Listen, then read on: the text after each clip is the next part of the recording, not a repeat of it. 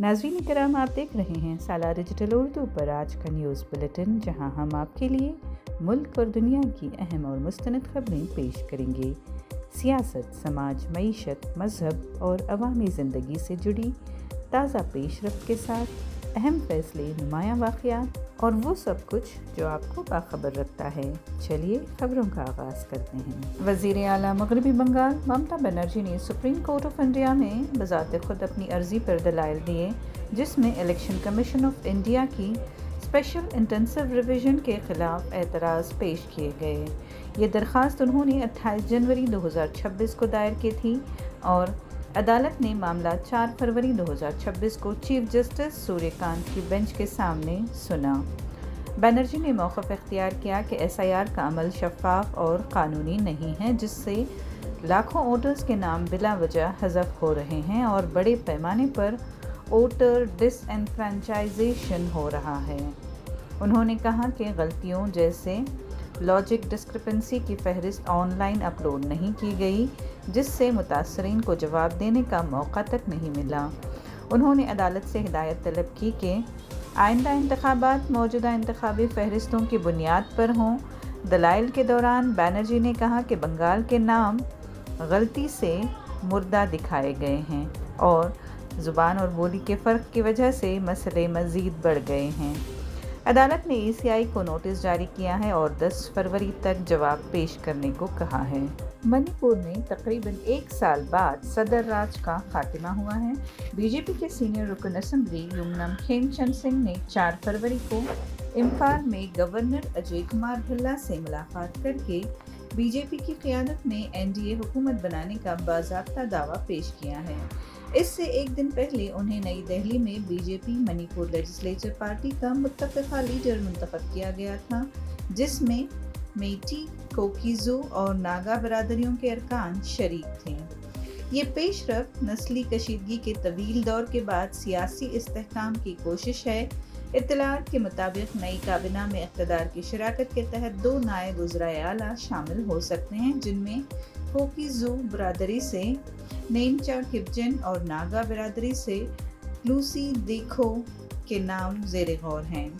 खेमचंद सिंह ने कहा कि नई हुकूमत की तरजीह अमन, तरक्की और विकसित भारत, विकसित मणिपुर का विजन होगा। हल्फबर्दारी जल्द मुतवक्को है। कर्नाटक कानून साज काउंसिल में गवर्नर के खिताब पर शुक्रिया की तहरीक के दौरान शदीद सियासी हंगामा आराई हुई। कांग्रेस के MLC नसीर अहमद ने बहस के दौरान वज़ीर आज़म नरेंद्र मोदी को देशद्रोही करार दिया, जिस पर अपोजिशन ने सख्त एतराज़ किया। चेयरमैन ने फौरी तौर पर ये रिमार्क्स कार्रवाई से हज़फ करते हुए नसीर अहमद को मुतनब्बे किया। बीजेपी के MLC CT रवि ने जवाबी रद्द-ए-अमल में कहा कि वज़ीर आज़म के ख़िलाफ़ बोलने वाली ज़ुबान पाकिस्तानी ज़ुबान है, जिससे ऐवान का माहौल मज़ीद कशीदा हो गया। दोनों जानिब से नारेबाजी एहतजाज के बायस कार्रवाई बार बार मुअत्तल करनी पड़ी। नसीर अहमद ने बाद में कहा कि वो इश्तियाल अंगेज़ी के सबब ये अल्फाज कह बैठे और उन्होंने इस पर इजहार अफसोस किया। ताहम अपोजिशन ने मुकम्मल और गैर मशरूत माफ़ी का मुतालबा जारी रखा। चेयरमैन बसवराज होराटी की सालिसी के बावजूद डेडलॉक बरकरार रहा और काउंसिल की कार्रवाई 5 फरवरी तक मुलतवी कर दी गई। बेंगलुरु यलहंका के कोगिलू लेआउट में दिसंबर 2025 में BBMP की इन्हदामी कार्रवाई के बाद बेघर हुए ख़ानदानों की बाज़ाबादकारी यानी रिहैबिलिटेशन के मामले पर कर्नाटक हाई कोर्ट ने सख्त मौक़िफ़ अपनाते हुए रियासती हुकूमत से तफसीली जवाब तलब किया है। चीफ जस्टिस विभू बखरू और जस्टिस CM पुनच्चा की बेंच ने अवामी मफाद की अर्ज़ी की समाअत करते हुए Karnataka state legal services authority को हिदायत दी कि वो मुतासरीन को फराहम की गई आरज़ी रिहाइश और सहूलियात पर जामे रिपोर्ट पेश करें। अदालत ने एडवोकेट BV विद्युलता को रिकॉर्ड की जांच और मुतासरीन की तस्दीक में मदद के लिए मुकर्रर किया है। ये अर्ज़ी ज़ैबा तबस्सुम 28 साल समेत दीगर ख़वातीन रेहाना और आरिफा बेगम ने दायर की है। मुतालबा है कि मुतासरीन को जाए वक़्वा से 5 किलोमीटर के अंदर मुतबादिल रिहाइश, मुआवजा और इन्हदाम को गैर आइनी करार देने के साथ ज़िम्मेदार अफसरान के ख़िलाफ़ कार्रवाई की जाए। درخواست گزاروں کا کہنا ہے کہ اس کارروائی سے 800 سے زائد افراد اور بعض اندازوں کے مطابق تقریباً 3000 افراد متاثر ہوئے جو کھلے آسمان تلے رہنے پر مجبور ہیں۔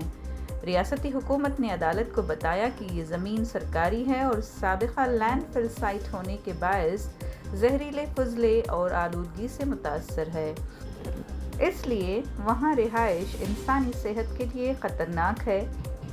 حکومت کے مطابق 2013 تک کوئی تعمیر نہیں تھی اور زیادہ تر ڈھانچے مئی 2025 کے بعد بنائے گئے غیر قانونی قبضے ہیں۔ سرکار نے دعویٰ کیا کہ 167 خاندانوں یا تقریباً 240 افراد کو 4 کمیونٹی ہالز میں عارضی پناہ، خوراک اور طبی سہولیات دی جا رہی ہیں، تاہم کچھ افراد نے مستقل منتقلی سے انکار کر کے دوبارہ جھگیاں قائم کر لیں۔ دوسری جانب متاثرین کا الزام ہے کہ شیلٹر سینٹر اکثر بند رہتے ہیں، کھانا اور بنیادی سہولیات ناکافی ہیں اور بچے، بزرگ اور حاملہ خواتین شدید مشکلات کا شکار ہیں۔ عدالت نے ابتدائی طور پر کہا کہ آلودگی کے سبب موقع پر بازآباد کاری ممکن نہیں، اس لیے پہلے فراہم کی گئی سہولیات کی حقیقت جانچنا ضروری ہے۔ کیس کی اگلی سماعت 9 فروری 2026 کو ہوگی، جہاں رپورٹ کی بنیاد پر مزید احکام جاری کیے جائیں گے۔ دنیا کے مقبول ترین کے پاپ گروپ BTS نے تقریباً 4 سال کے وقفے کے بعد 2026 میں باضابطہ طور پر واپسی کا اعلان کر دیا ہے۔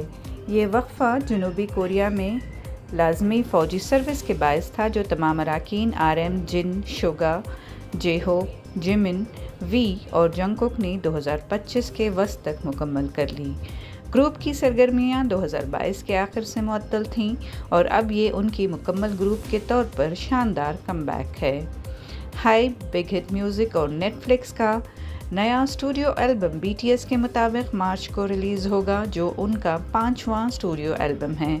اس کے اگلے ہی دن 21 مارچ 2026 کو ایک خصوصی عالمی لائیو کنسرٹ BTS دی کم بیک لائیو پیش کیا جائے گا، جو سیول کے تاریخی مقام گوانگہومون اسکوائر سے براہ راست نشر ہوگا۔ یہ پہلا موقع ہوگا کہ کوریا سے کسی میوزک ایونٹ کو نیٹ فلکس پر عالمی سطح پر لائیو اسٹریم کیا جائے گا۔ کنسرٹ کی ہدایت کاری معروف ڈائریکٹر ہیملٹن کریں گے، جس میں نئے گانوں کے ساتھ چند کلاسک ہٹس بھی شامل ہونے کی توقع ہے، اگرچہ تفصیلات خفیہ رکھی گئی ہیں۔ اس کے علاوہ نیٹ فلکس پر 27 مارچ 2026 کو ایک feature length documentary BTS the return release ہوگی۔ آج کے نیوز بلیٹن سے اتنا ہی۔ اگلی ملاقات تک اجازت دیجیے، تب تک باخبر رہیں اور اپنا خیال رکھیں۔